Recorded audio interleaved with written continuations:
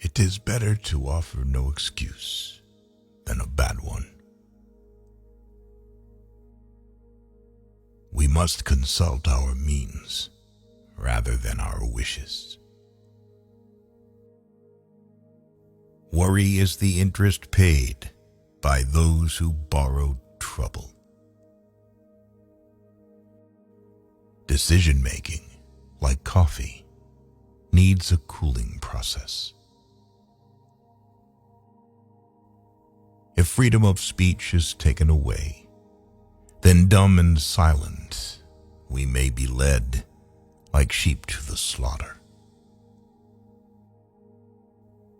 A primary object should be the education of our youth in the science of government. Let your heart feel for the afflictions and distress of everyone. Be not glad at the misfortune of another, though he may be your enemy. Strive not with your superiors in argument, but always submit your judgment to others with modesty. Real men despise battle, but will never run from it. Individuals entering into society must give up a share of liberty to preserve the rest. 99% of failures are the ones who make excuses. A bad war is fought with a good mind. There is nothing so likely to produce peace as to be well prepared to meet the enemy. Be courteous to all, but intimate with few, and let those few be well tried before you give them your confidence.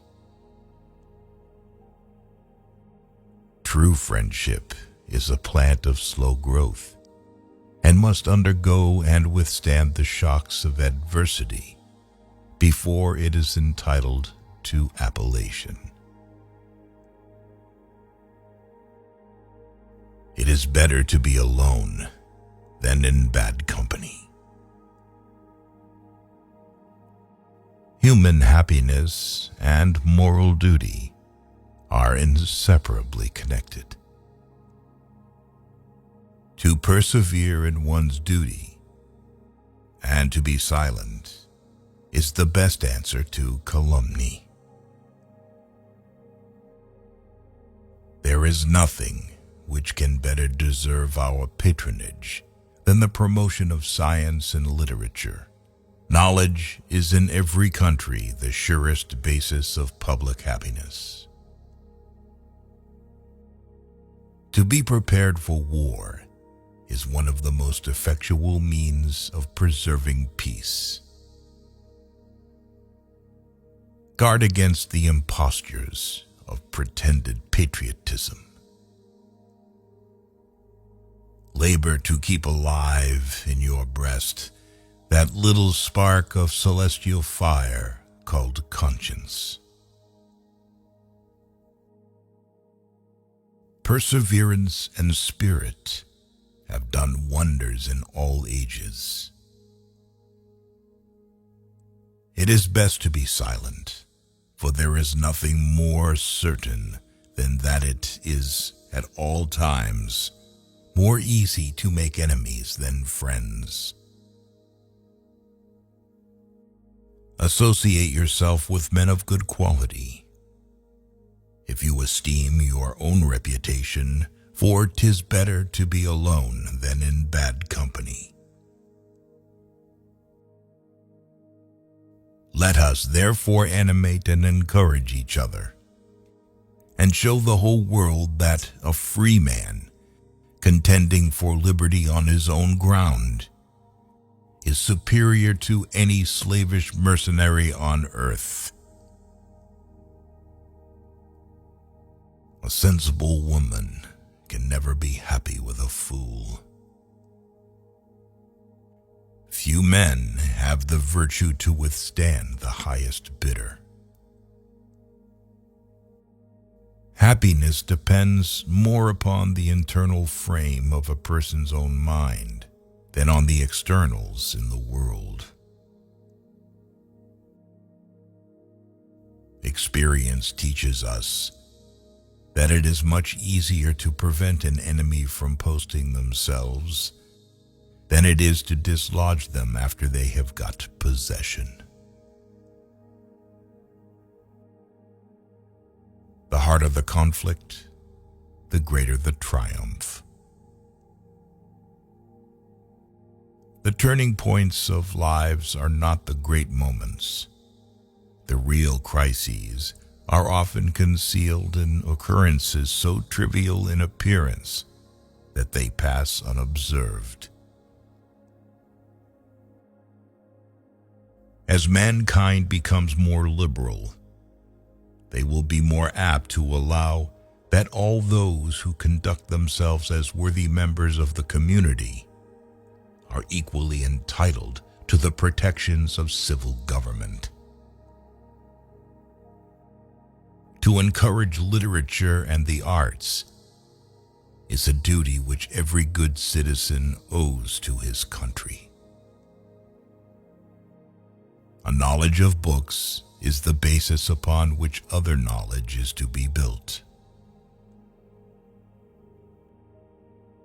Paper money has had the effect in your state that it will ever have to ruin commerce, oppress the honest, and open the door to every species of fraud and injustice. Discipline is the soul of an army. It makes small numbers formidable, procures success to the weak, and esteem to all. Those who have committed no faults want no pardon. We are only defending what we deem our indisputable rights. We should not look back unless it is to derive useful lessons from past errors, and for the purpose of profiting by dearly bought experience. No punishment, in my opinion, is too great for the man who can build his greatness upon his country's ruin. The common and continual mischiefs of the spirit of party are sufficient to make it the interest and the duty of a wise people to discourage and restrain it. The nation, which indulges towards another an habitual hatred or an habitual fondness, is in some degree a slave. Never attach where it is obvious. The great rule of conduct for us in regard to foreign nations is, in extending our commercial relations, to have with them as little political connection as possible. Government is not reason. It is not eloquence. It is a force, and force, like fire, is a dangerous servant and a fearful master. In a good family, the husband is blind, and the wife is deaf. If to please the people, we offer what we ourselves disapprove of, how can we afterwards defend our work? Let us raise a standard to which the wise and honest can repair. The rest is in the hands of God. Avoid a man who pretends to be your friend. Freedom and property rights are inseparable. You can't have one without the other. Nothing is more essential than that permanent, inveterate antipathies against particular nations, and passionate attachments for others should be excluded. It is substantially true that virtue or morality is a necessary spring of popular government.